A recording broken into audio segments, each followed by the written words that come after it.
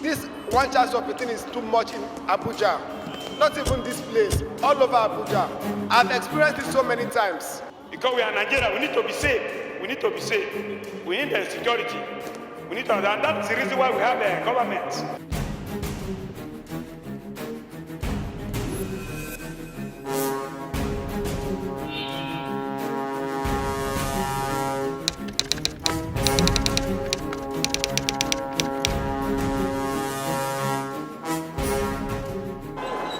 Welcome to the infamous Abacha Barracks Bridge, located at Asokoro, Abuja, Nigeria's capital.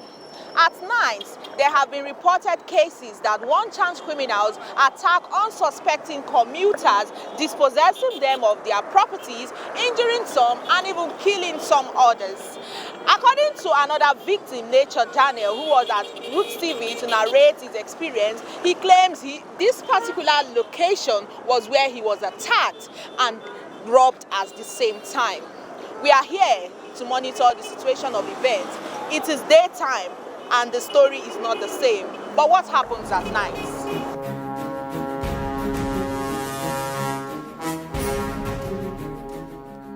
The security situation in Nigeria has been a growing concern, with calls for stronger legislation to tame the lingering security challenge facing Nigeria.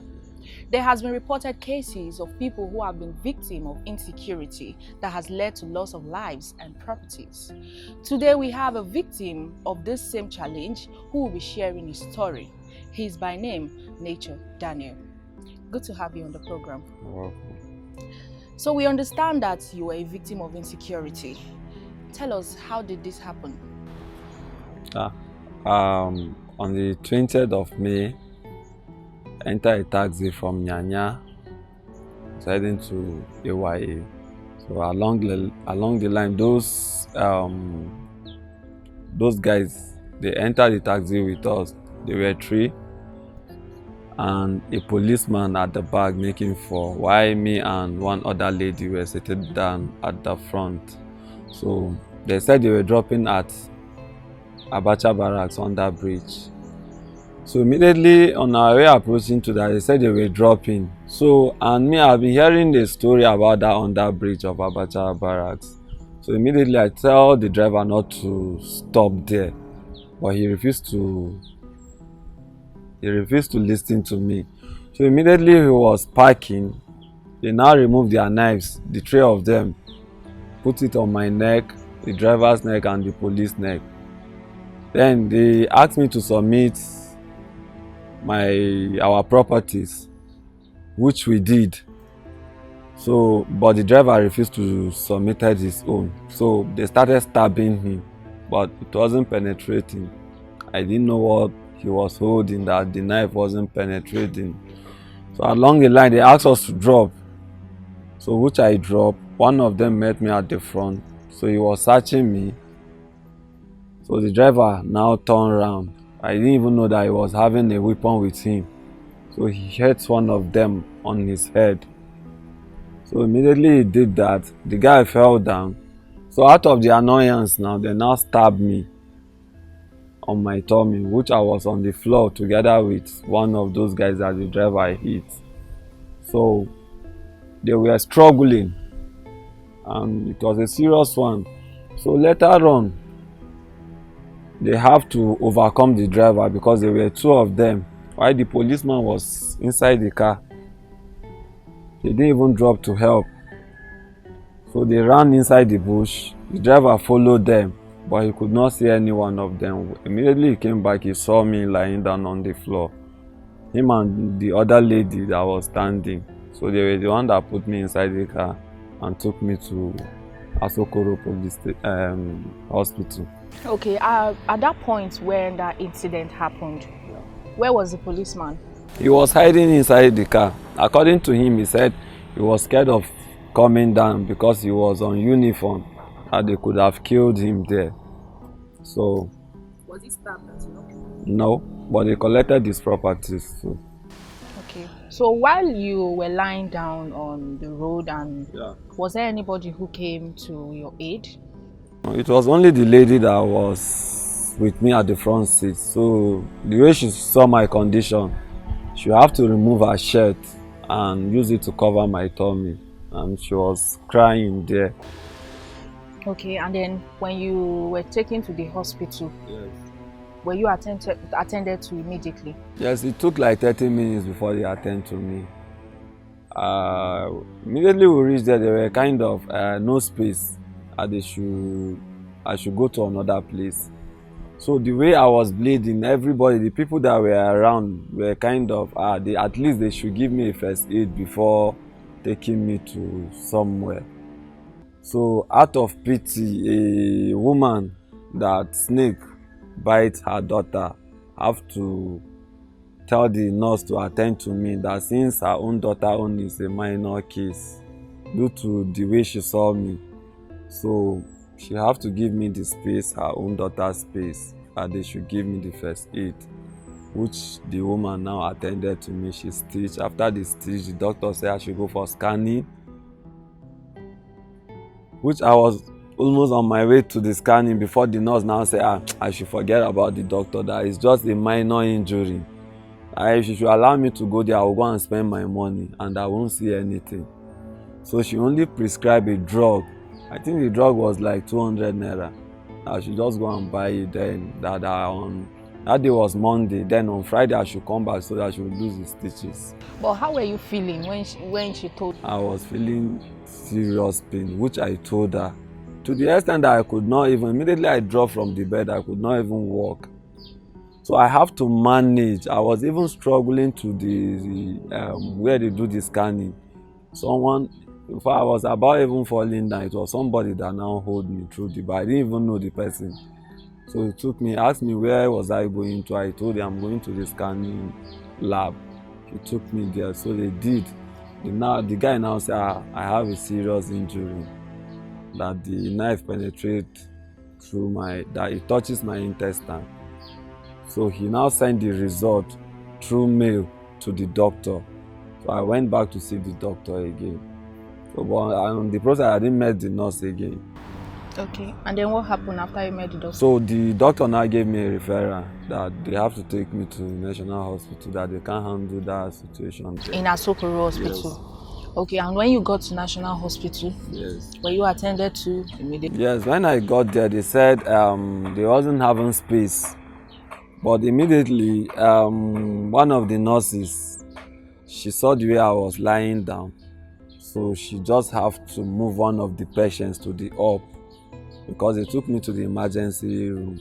So she have to took one of the person to the up. Then she created a space for me. So they now call a doctor. The doctor now undergo some tests. He collected the blood sample. So he rushed to lab for some tests. So he came back, he said okay, he will lose the stitches and check if there is a penetration inside. I will undergo the surgery, but if there is nothing, he will just stitch it back and give me some other treatment. Okay, so who was there to foot the bills? Who was there to help you move you from Asokoro to National Hospital? Was it still the driver and the lady? No, we departed from the Asokoro because my parents were around. I used the lady's phone. She called her boyfriend. Collect her own phone? No, when we got to Asokoro, she pleaded with somebody. She used the person's phone to call her guy. So her guy was around. It was through her guy's phone I used to call my parents. Okay.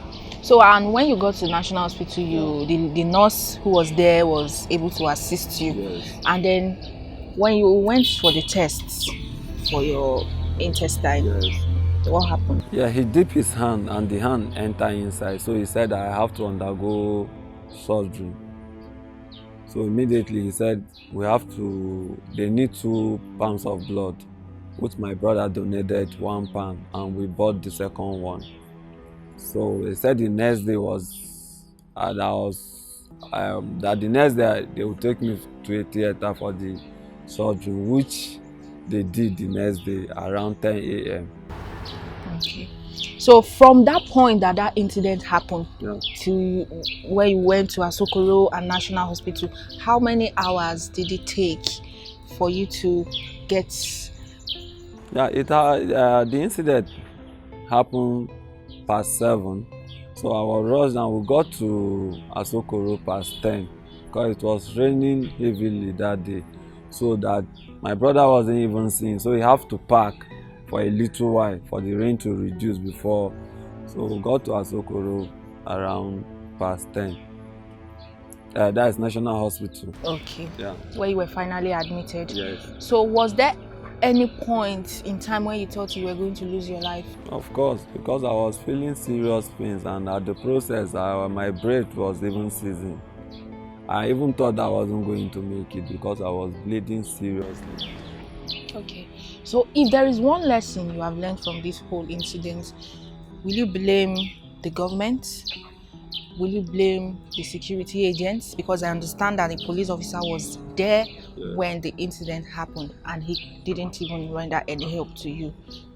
As a Nigerian who has gone through this, what's your take? As to me, I think I will blame the security because I see no reason why this thing has been occurring on that bridge. Imagine, close to a barracks. So I see no reason whereby they have been hearing this incident about that particular point, and up to now they haven't done anything about that. I remember there was a time that the same thing happened and it was taken to Embelembe, which the story was rampant that it happens and they trace the person ran and enter inside the Abacha barracks. So I see no reason why this thing should be happening close to the barracks, even if the people are not from barrack, but at least it is spoiling their name.